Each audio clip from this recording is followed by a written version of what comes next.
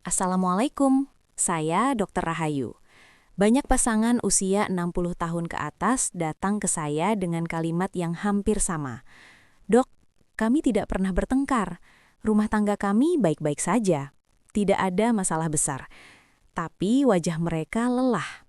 Nada bicara mereka datar. Dan jarak di antara mereka terasa.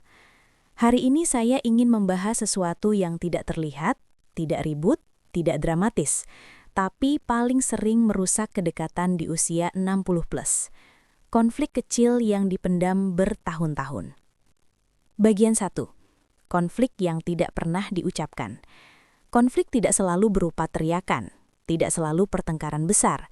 Di usia 60 plus, konflik justru sering berbentuk kalimat yang ditahan, kekecewaan yang dipendam, keinginan yang tidak pernah disampaikan.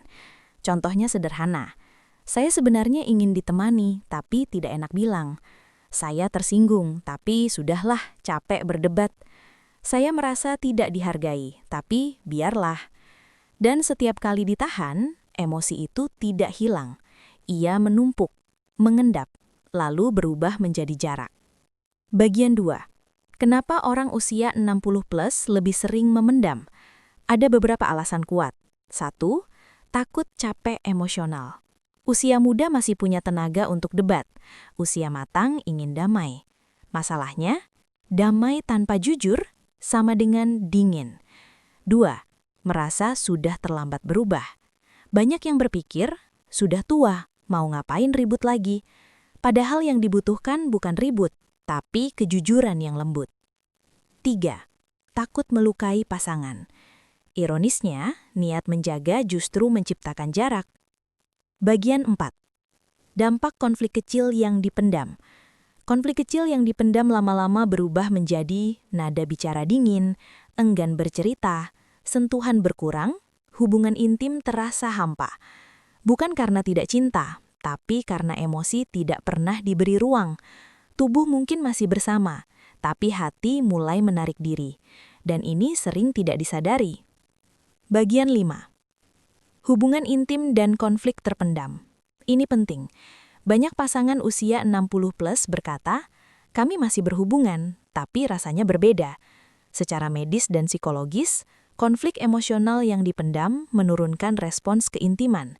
Bukan soal hormon saja, tapi soal rasa aman. Keintiman butuh perasaan diterima, didengar, tidak dihakimi.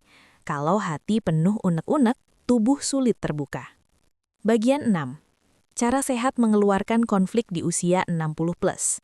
Bukan dengan marah, bukan dengan menyalahkan, tapi dengan cara dewasa. Ke-1. Bicara satu hal kecil saja. Jangan bongkar semua sekaligus. Pilih satu perasaan yang paling sering muncul. Kedua, gunakan bahasa saya.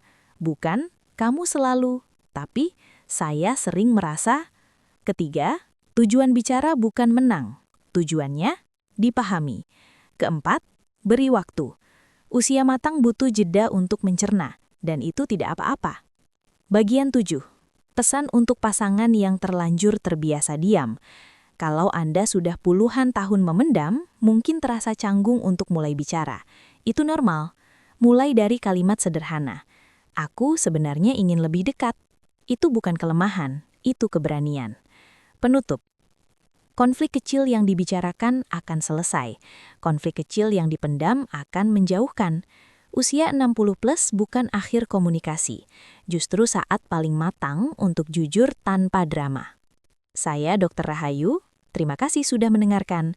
Semoga setelah ini ada satu perasaan kecil yang akhirnya berani Anda ucapkan.